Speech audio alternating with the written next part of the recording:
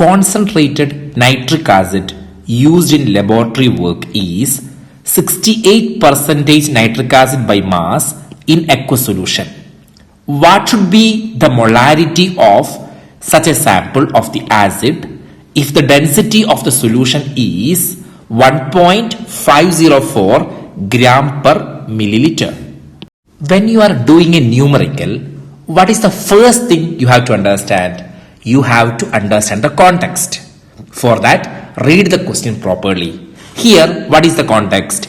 You are supposed to find molarity when mass percentage, that is 68%, right? And density is given. When mass percentage and density is given, you have to find molarity. Okay, once you understand the context, write the equation. What is the equation which connect molarity, mass percentage and density? That is, molarity is equal to mass percentage into density into 10 by molar mass of the solute, correct? Then you can substitute. If all values are given in the question, just substitute the values. See, all values are given, right? Mass percentage is 68, density is 1.504 and molar mass.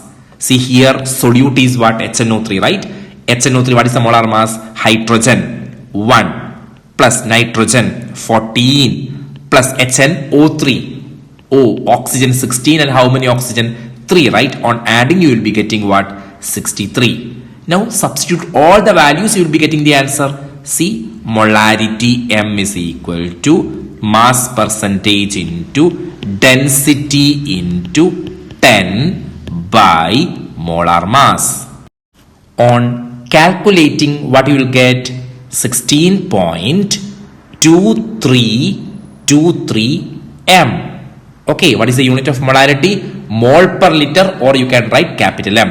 16.23 M.